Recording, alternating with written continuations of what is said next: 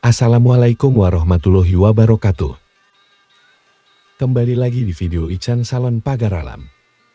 Kali ini, kita akan membahas tentang rumah adat di Sumatera Selatan daerah Besemah atau disebut dengan Gumah Bagi. Rumah Bagi atau Gumah Tatahan merupakan rumah adat tradisional di Provinsi Sumatera Selatan yang dibangun oleh suku Besemar atau disebut juga Pasemar. Secara etimologis dalam bahasa Indonesia rumah artinya rumah. Sedangkan bagi artinya tua. Selain diartikan sebagai rumah laman, tua, atau kuno, bisa juga Gumah Bagi disebut sebagai rumah peninggalan zaman dahulu kala. Bagi komunitas masyarakat suku Besemah, Gumah Bagi tidak sekadar tempat tinggal saja, melainkan juga sebagai simbol strata bagi si pemilik rumah dan dianggap sakral.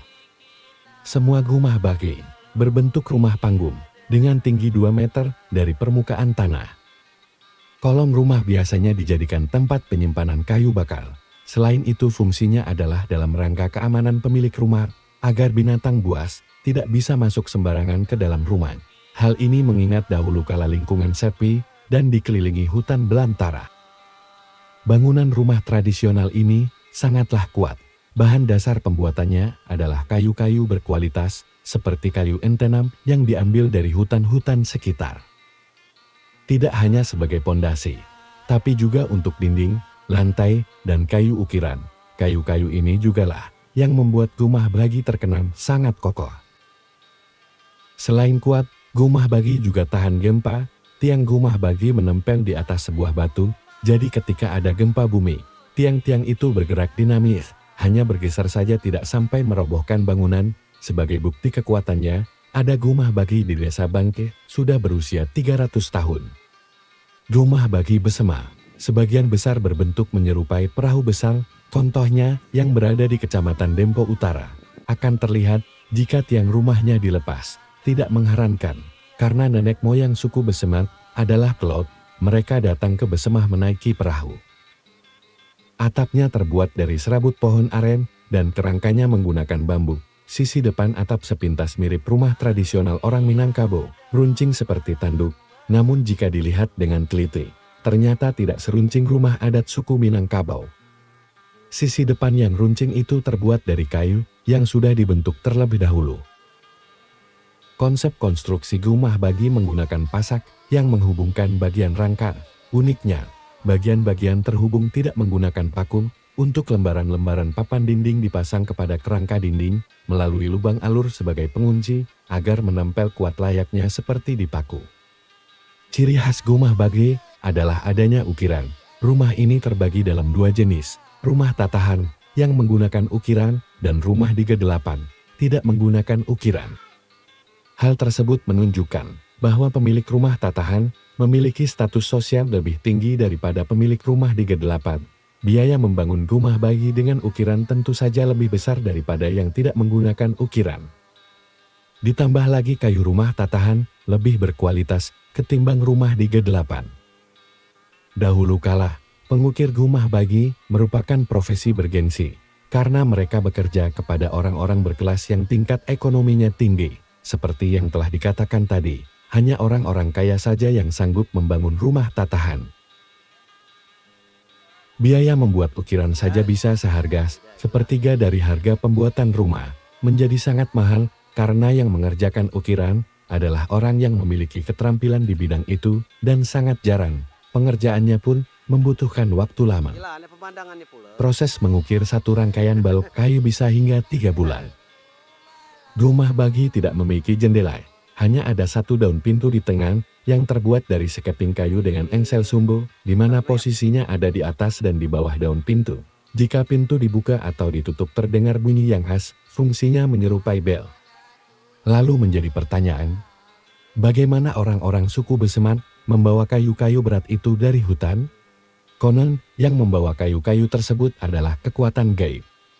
Makanya, saat Gumah Bagi hendak dibangun, warga di sekitarnya dilarang keluar rumah pada malam hari. Karena akan ada pengiriman kayu keesokan harinya. Pada pagi hari kayu-kayu untuk membangun sudah ada di area pembangunan. Proses pembangunan Gumah Bagi didahului dengan musyawarah adat dan melewati serangkaian upacara adat.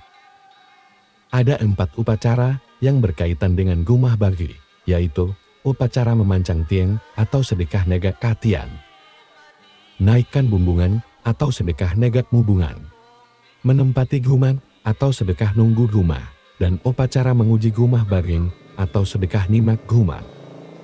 Tahap memahat ukirannya pun tidak boleh sembarangan.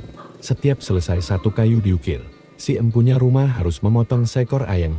Hal ini dilakukan untuk menghormati nenek moyang mereka. Motif ukiran di Rumah Bagi biasanya adalah bunga, seperti bunga matahari dan teratai. Motif lainnya yang sering digunakan umumnya adalah lingkaran atau bubulan. Posisi bunga bisa vertikal dan horizontal. Bunga vertikal merupakan simbol dari doa dan pengharapan si pemilik rumah agar rezeki mereka terus bertambah. Sedangkan bunga horizontal melambangkan persatuan dan gotong royong. Motif lainnya yang sering dipahat umumnya adalah lingkaran atau bubulan. Biasanya terletak di samping dinding rumah. Hal ini simbol bahwa ada kekompakan antara sesama penghuni rumah. Pada bagian tengah bubulan umumnya terdapat lubang untuk mengintip bagaimana situasi di luar rumah.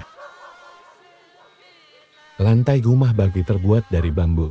Tidak ada sekap atau kamar di dalam Gumah Bagi. Ini merupakan simbol dari kebersamaan anggota keluarga inti. Meskipun demikian, terdapat bagian tertentu di dalam rumah yang lantainya dibuat berjenjang, sesuai strata yang berlaku dalam suku Basema. Jenjang paling atas untuk Jureitu atau sesepuh, di bawahnya untuk pangeran tua dan pangeran muda. Lalu jenjang paling bawah ditempati cincingan, Kre Kelayang, dan Rabu Samad. Hanya saja, lantai berjenjang saat ini hanya dipakai bila mana ada upacara penjemputan pusaka, yang pada umumnya diadakan hanya sekali dalam 4 tahun. Acara ini dilaksanakan jika sang sesepuh mempunyai firasat untuk menjemput pusaka. Keberadaan Gumah Bagis makin lama semakin sedikit jumlahnya. Tidak diketahui pasti berapa total Gumah Bagi yang tersisa di Sumatera Selatan. Sebagai gambaran, sekitar tahun 1977 diperkirakan masih berdiri tegak 40-an rumah tradisional ini di Desa Bangke, Kecamatan Kota Agung, Kabupaten Lahat. Banyak Gumah Bagi yang tidak terawat dengan baik karena tidak dihuni, atau bahkan lebih parah lagi, ditinggalkan oleh pemiliknya begitu saja. Tentu saja kondisi rumah menjadi rusak, kayunya dimakan rayap. Kalaupun hendak merenovasinya, jenis kayu Gumah Bagi semakin sulit didapat. Kondisi ini diperparah lagi dengan habisnya kemampuan pengukir karena tidak ada regenerasi. Seandainya pun dilakukan, tanpa sadar keaslian rumah malah hilang setelah direnovasi. Faktor lain yang tidak kalah penting adalah karena keunikan motif ukirannya dan kualitas kayunya yang baik berumur ratusan tahun. Jadilah Gumah Bagi diburu oleh kolektor barang-barang antik. Tapi saat ini, jika kita ingin melihat atau menjumpai Rumah Bagi ini, kita bisa mengunjungi desa-desa yang ada di Pagar Alam dan Lahat. Seperti yang ada di Pagar Alam Rumah Bagi ini, bisa kita jumpai di Desa Pelangkenidai, Desa Bandar, Desa Pengaringan, Desa Pagardin, Desa Gunung Agung, Desa Ujan Mas, Desa Tanjung Cermin, dan masih banyak lagi. Sedangkan di Kabupaten Lahat ada di Kecamatan Kota Agung dan Mulak, seperti di Desa Bangke, Desa Gunung Liwat, Desa Geramat, Desa Mengkenang, Desa Watas, Desa Sengkuang, Desa Lesung Batu, dan banyak desa lainnya lagi di Kecamatan Mulak Ulu. Kalau di daerah Kabupaten Lahat, Kecamatan Pajar Bular dan Jarai, ada di Desa Pelajaran, Skendal, atau Pulau Panggung, Desa Kota Raya Darat, Desa Sumur, Desa Bantunan, Desa Karangtanding, dan masih banyak lagi. Nah, itulah sekelumit tentang Gumah Bagi yang ada di Kabupaten Lahat dan Kota Pagar Alam di daerah Sumatera Selatan. Semoga video ini bermanfaat dan sampai jumpa di video-video selanjutnya. Satu kata, ikuti modernisasi, tapi jangan lupakan adat dan budaya. Jangan lupa di follow, subscribe, share, dan selalu berbagi hal baik. Assalamualaikum warahmatullahi wabarakatuh.